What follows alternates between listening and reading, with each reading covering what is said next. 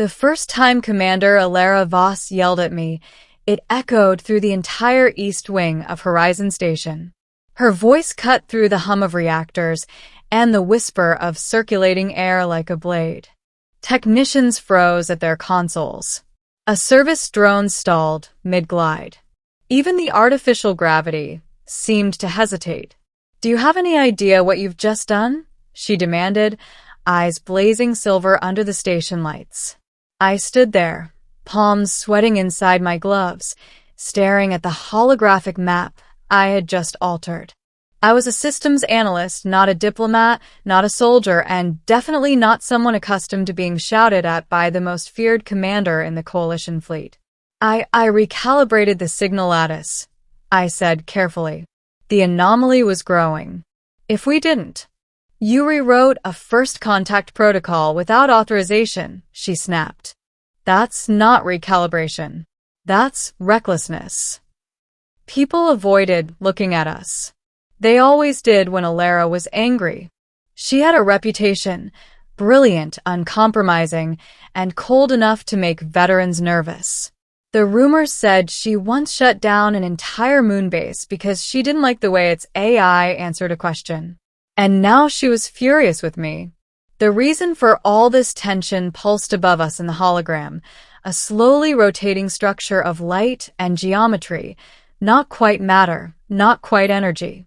The anomaly had appeared 3 days earlier at the edge of Coalition space, broadcasting a patterned signal that no one could decode. Every attempt to probe it caused subtle changes in physics, time delays, emotional surges, even shared dreams among the crew. I'd noticed something no one else had. The signal wasn't meant for machines. It was meant for minds. So I'd adjusted the lattice to translate neural resonance instead of electromagnetic waves. It worked too well. For a moment, the anomaly responded. Not with words, but with intention. With curiosity. That was when Commander Voss arrived and yelled at me. She dismissed the rest of the crew with a sharp gesture. When the room emptied, she turned back to me, arms crossed. "You don't break protocol like that unless you're either a genius or suicidal," she said. "Which one are you?" "Neither," I replied. "Just paying attention." Her eyes narrowed, studying me. I expected more anger. Instead, something else flickered across her face. Interest, quickly masked. "Get back to your quarters," she said. "I'll deal with the fallout." I nodded and left, heart pounding. As the door sealed behind me, I could still feel the anomaly's presence, like a thought that wasn't quite my own.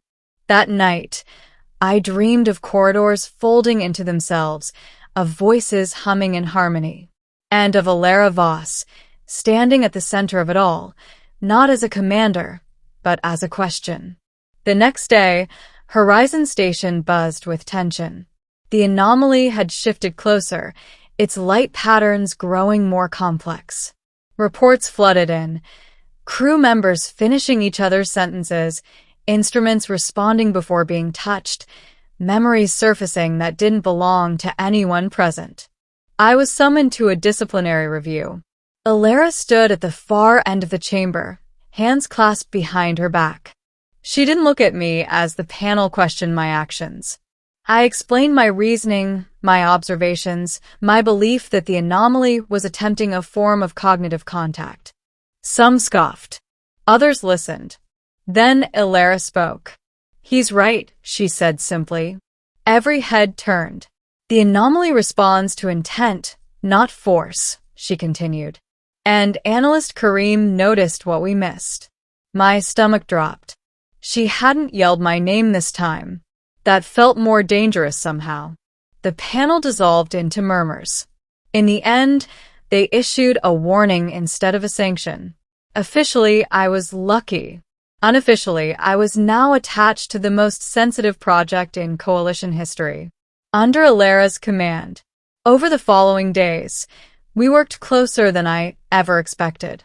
She questioned everything, challenged every assumption. But she listened. When I spoke, she really listened, weighing my words like variables in an equation only she could see. Slowly, the yelling stopped, replaced by long discussions late into the station's artificial night. By shared silence as we watched the anomaly's patterns evolve. By moments where our thoughts seemed to align just a fraction of a second before words formed. One evening, as we monitored a particularly intense resonance spike, the anomaly changed again. Its light bent inward, forming a shape eerily similar to a human silhouette. Alara inhaled sharply. "It's mirroring us," she said. "Learning." "Or recognizing," I replied. She glanced at me, something unguarded in her eyes. "You're not afraid." "I am," I said honestly. "But I think it matters that we're seen." The anomaly pulsed, and for the first time, a clear impression washed over us both. Not sound, not image, but meaning. Invitation. The station alarms blared. Energy readings spiked beyond safe limits. If the anomaly fully synchronized with the station, it could overwrite everything: systems, memories, maybe even identity. Command ordered an immediate withdrawal. Alara stared at the data, jaw tight. "If we pull back now, we may never understand it. And if we stay?" I asked. "We might not come back the same." Silence stretched between us. Then she made a decision that would change everything. "Prepare a private interface," she said. "Limited. 2 minds only." I looked up. 2. She met my gaze. "You and me." We sealed ourselves in the cognitive chamber, a place designed for experimental neural linking. The rest of the station faded as we synchronized our thoughts, aligning emotional states, memories, intent. Alara's mind was disciplined, structured, but beneath it burned fierce curiosity and buried loneliness. She felt mine too, my doubts, my wonder, my quiet hope that the universe was more than cold equations. The anomaly responded instantly. It enveloped our shared consciousness, not invading, but joining.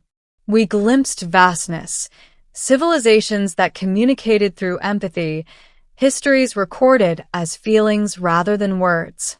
They had watched humanity from afar, waiting for someone willing to listen without trying to dominate. Then came the choice: to open a channel that would forever link our species, or to close it and retreat into comfortable isolation. The risk was enormous. The responsibility, crushing. Alara's presence steadied me. Together, her thoughts echoed. "Or not at all." We agreed. The anomaly flared, then softened, stabilizing into a gentle, constant resonance. The alarms ceased. The station held. When the link ended, we collapsed back into our chairs, breathless and shaken. The universe felt closer now. In the aftermath, Horizon Station became a historic site. The anomaly settled into a stable orbit, a bridge rather than a threat. Diplomatic teams arrived. Scientists rewrote textbooks overnight. Alara Voss was hailed as a visionary. So was I, to my endless discomfort. But something had changed between us. She no longer yelled. Instead, she watched me with a thoughtful intensity, as if weighing a decision far more personal than first contact. One evening, she summoned me, not to the command deck, but to a quiet observation lounge rarely used. When I arrived, she was standing by the viewport, the anomaly glowing softly beyond the glass. "You surprised me," she said without turning around. I smiled faintly. "You yelled at me." She actually laughed. A real one. Fair. Then she faced me, expression serious but warm. "What we did, it required trust. More than protocol allows." "I know." She hesitated, something uncharacteristically vulnerable crossing her features. "I'd like to continue the conversation. Privately. Away from reports and committees." My heart quickened.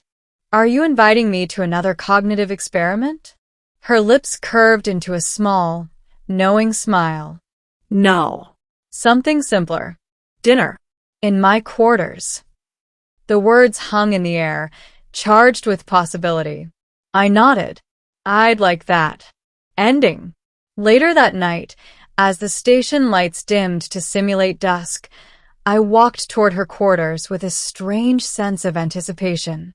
The universe had expanded in unimaginable ways, yet this felt just as significant. Alara opened the door herself. No uniform this time. No rank. Just a woman who had faced the unknown and chosen connection. As we sat together, the anomaly's gentle hum resonated through the hull, a reminder that first contact wasn't just between species. Sometimes, it was between two people brave enough to listen. After the yelling stopped,